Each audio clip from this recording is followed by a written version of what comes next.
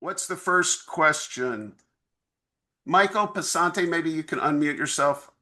My question, and sorry, I was muted before. How difficult would it be for Democrats to reverse these cuts if they took control of the House in a year or two? That's a political question, very difficult one, because you'd have to get the president. It's always easier to get a law passed than unpass it. And plus, you can only do it through reconciliation.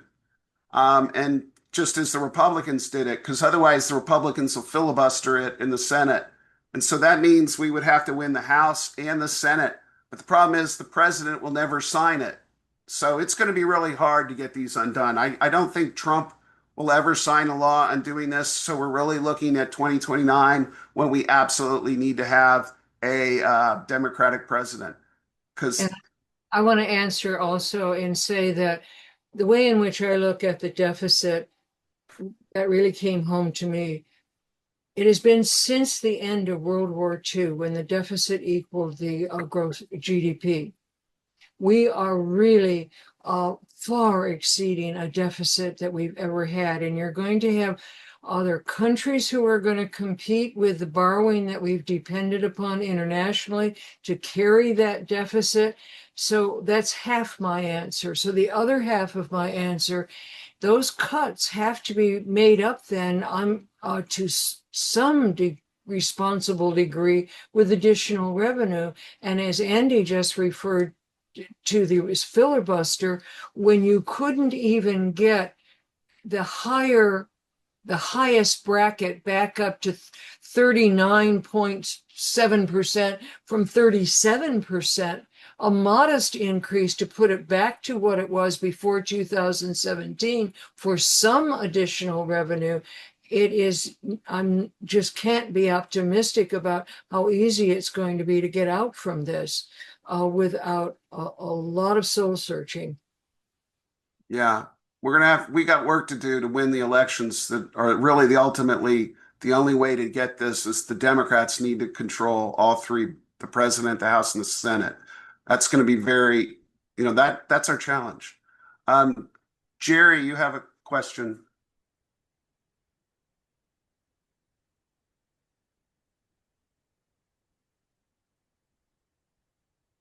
Or put it in the chat if you can. Muted. Oh, not muted now. Thank you. Andy and Vivian, this was terrific. Thank you so much for your hard work.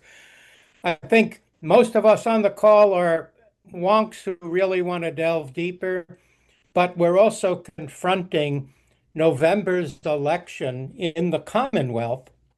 And I think we have to have a unified statement from the Democratic Party that is iterated over and over and over again why we cannot elect MAGA Republicans to statewide office or to the House of Delegates. And I just would appeal to you or to others with greater communication skill sets, the distillation to the 5 iterated factoids about how we are destroyed by this bill and why we should never elect Republicans again is what we need to carry forth into the election cycle. So, I just would urge you to share what you've offered, and thanks to those who were recording. But I also think we are collectively called, 170 plus people on this call, could be mobilized to be the bow wave of communicating the horrors that are descending upon America and why we should fight like hell and never let them take another office in the Commonwealth or in the country. I can assure you, Jerry, that for the last week, people have been working very hard to get those talking points that you are looking for. Again, this is basically less than a week since the bill was signed. It was rushed through, so having accurate information that won't be undercut in and lose credibility is very important in coming together with those top line points that you're looking for. For myself, I always provide, let's say I have the 3 good examples rule that I try to live by, so that people have some example that they can relate to that means something to them, whether the student loan aspect means something to them, or the tax credit for energy improvements.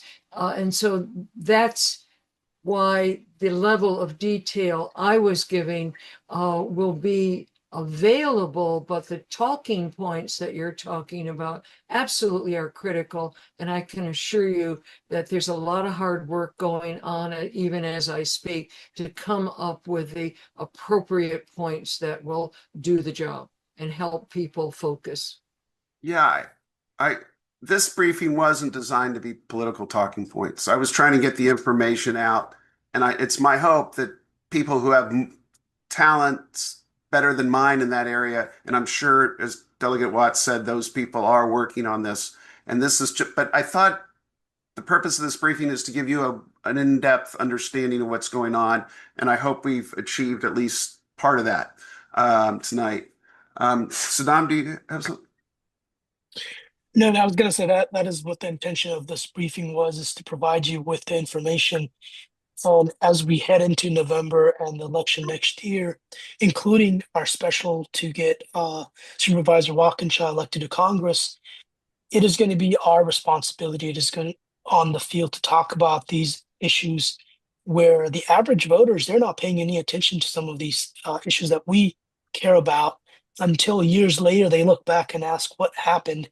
And we're saying, hey, we know exactly what happened, but they're just not aware at times. So I hope you will all take this information. And I could talk about housing. I can talk about gun violence prevention. We have to add on the topic of the budget and how it impacts everyday lives as the next conversation when we're talking to people.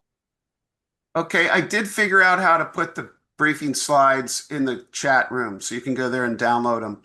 And then we may figure out some other way to get them out.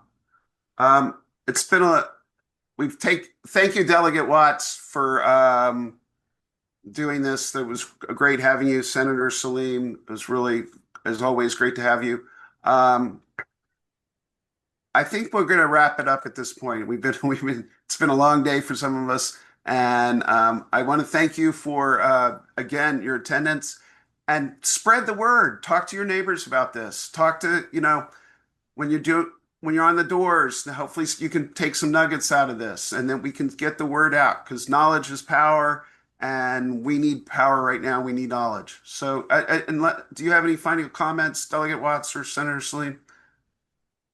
I guess I still just have to underscore, just as important on the state level, that we have the governor, lieutenant governor to cast the tie vote in the Senate, the attorney general to join in those important lawsuits on behalf of the states on some of these draconian cuts, as well as have a working majority in the House rather than just a one vote and hope nobody's sick operation that we've had to be so incredibly disciplined about. Please, please, please don't let November get lost with all of the other things that are competing. If the Republicans are implementing Medicaid cuts, it's going to be very, very different than if Abigail Spanberger is doing it. That's the cleverness. We've got to make sure that we communicate. This is what's been passed. This is what's coming, because it won't be felt until after the midterms. The November next. Very well. Thank you, everyone. Have a good night.